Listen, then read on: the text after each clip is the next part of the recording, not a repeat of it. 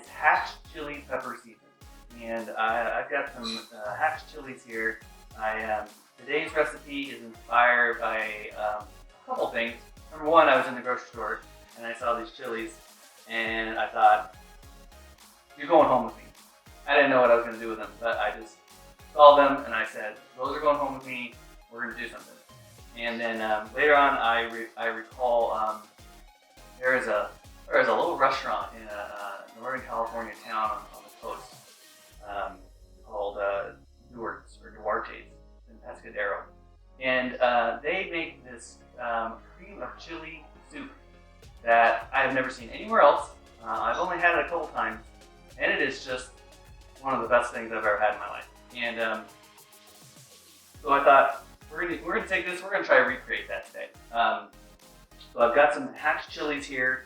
I got some garlic, I got some onion, and of course some heavy cream to make a cream of chili soup. So today we're gonna try and replicate that and see how it goes. So.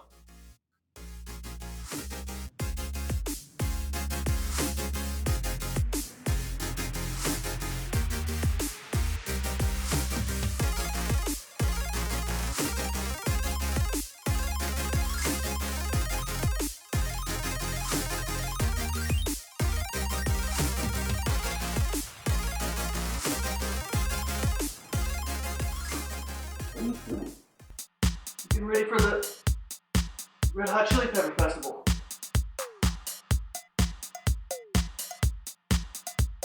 But you're in a red chili pepper. Well, the hell was red. Yeah, but you have green chilies. Hatch pepper, the green.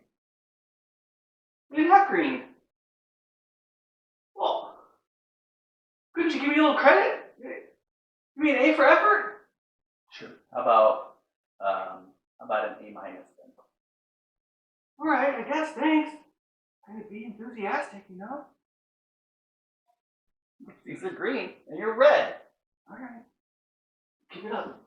I'm gonna make this pepper. Make that chili soup, yo. All right. Well, whatever. In any case, we are going to get started on our chili soup, so stick with us and we'll be right back.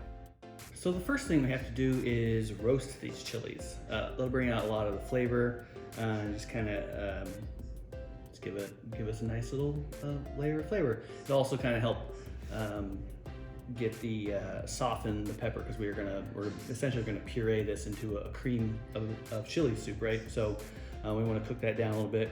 Also, will help cook a little heat out of it. And ordinarily, I would roast these whole, but because we're making a soup, I want the flavor of the chili to come through and not so much of the heat. These are hatch chilies, so they're not terribly spicy, but they can have a little kick to them. And if you just have a soup full of spice, and that can be no bueno, right? So one of the tricks that I like to do is you just cut the top off and kind of do your best. These are a little gnarly looking, right? Try to cut through lengthwise here like this, and take out the ribbing and the seeds. If you separate this and then kind of just flatten it as best you can, take a knife, and you don't want to cut into it. You really just want to press it down flat like this. And just sort of back and forth. Again, not at an angle, just very flat.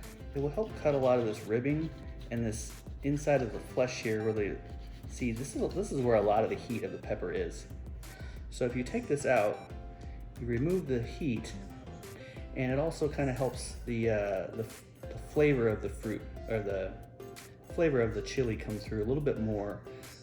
It does bring with us a certain amount of little fruitiness with it, but again, brings out the flavor of the chili more, takes out some of the heat, and it'll actually make it easier for us to roast. When you roast them whole, they take longer. We're having them and taking some of the stuff out, they'll cook a lot faster. So that's ideal. So I don't know exactly how many chilies I have here. Probably, I don't know, 15 or 20 or so. So I'm gonna do several of these.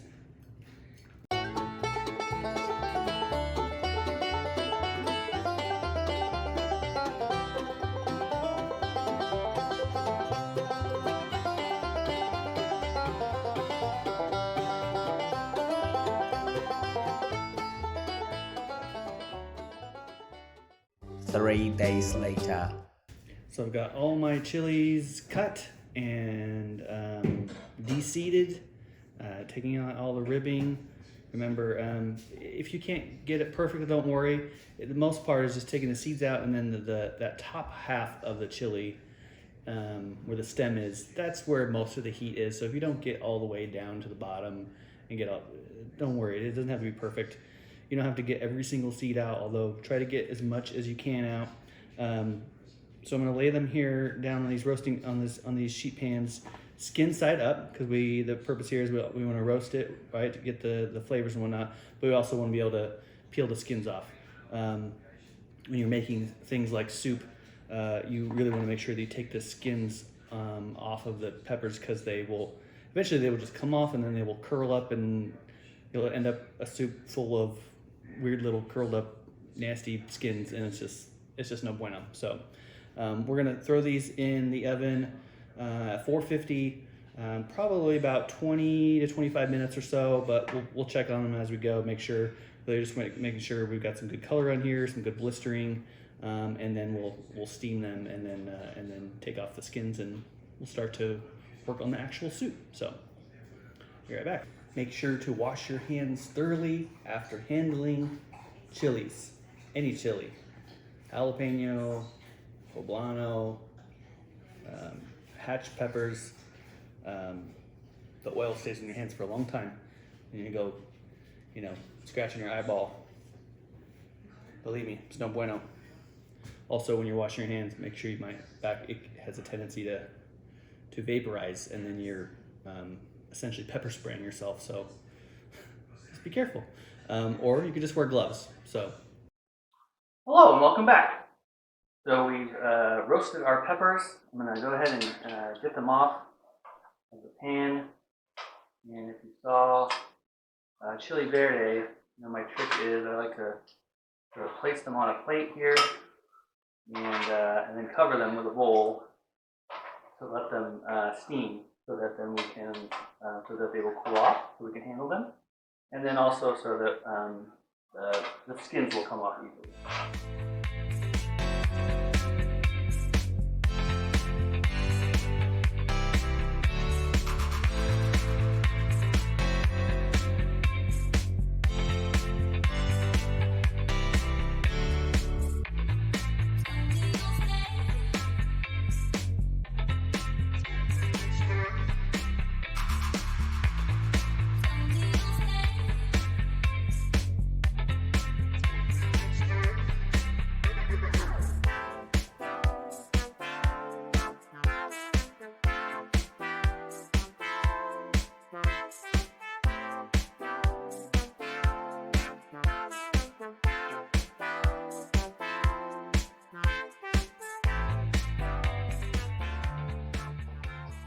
Okay, we're back after a slight, I don't know, not a malfunction per se, but ran into issues with peppers, but I think they're going to turn out just fine. I've got the onion sauteing here. They're a little bit browner than I'd like, but they're going to work out just fine. Actually, because they're a little bit more caramelized, probably should enhance our flavor layers. So I'm going to add some roasted garlic. You could use minced garlic or fresh garlic. Because it's roasted, it's going to add some more flavor layers. So throw this in here and saute it for how long? That's right, 1 minute. You just don't want to burn garlic, right? So no more than 1 minute should be good. Enhance the flavor a little bit, get it integrated with the onions. And we're going to throw in our peppers and our chicken stock and let it kind of simmer for a little while. Everything sort of commingle and softens more. So I've got our peppers here. We did run into a little bit of an issue with them, but we got all the flesh out, and I think it's going to work out fine. So use your note if you're going to do this. Cutting them in half kind of worked. It was a lot more labor intensive than I anticipated, but we got the job done. Add these in here.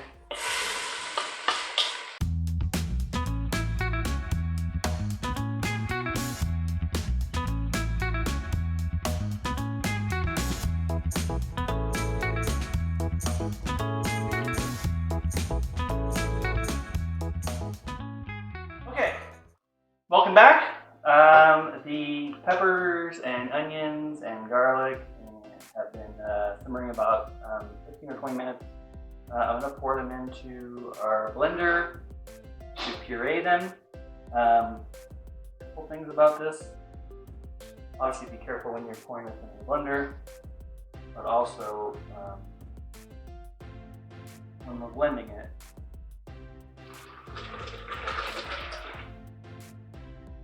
pureeing I should say, we want to leave an opening for steam, because when we puree this, there's going to be a lot of expanding gases, and we do not want to create a hot pepper bomb in the home. So, put on here, and we're going to cover it with a paper towel. We're going to go probably about 2 minutes. We really want to get a nice puree on this to make sure it's smooth. So, hopefully I don't burn myself while I do this.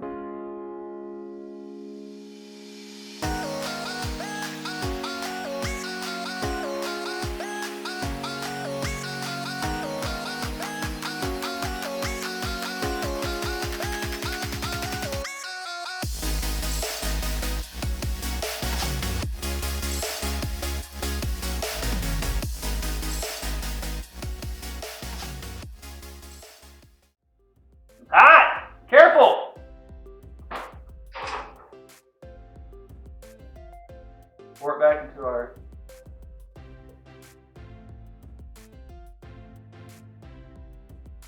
pot, and it is very green. That's fantastic. Okay, we have blended our soup. It's very green. It looks great. What we're going to do is I came up with an idea. Usually you just sort of pour cream in here a little bit at a time, but I want to do, I don't want it to curdle. It is very hot. So I'm going to try a tempering method instead, and see how that works. Okay, so tempering is usually done with like eggs. So when you're using like making a custard or something like that, you don't cook the eggs before heating them up. I'm going to do the same thing here with cream, about cup or so of cream. I'm just going to add a little bit of soup in. Give it a whisk. This will bring up the temperature of the milk slowly, and hopefully help us from not curdling.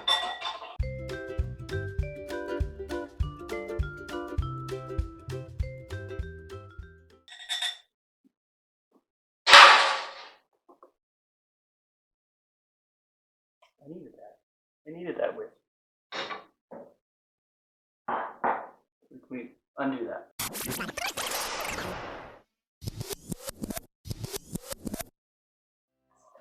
I'm gonna whisk this in a little bit, slowly.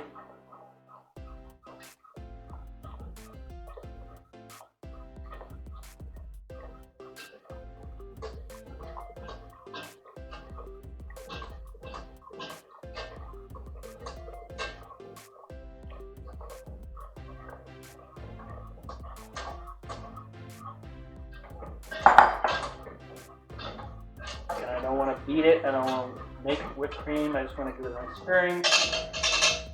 We're going to heat it on low. For about another 10 or 15 minutes. And it should be cream chili soup. So stay tuned. Okay, everyone. We are done. Soup is done. As you can see, it is a nice little pale green. I'm going to top it off here with some queso fresco and some cilantro. But my guests have already said that it's very tasty, and I'm going to have a bite here myself in a few minutes. And I just want to thank everyone for watching, and see you next time.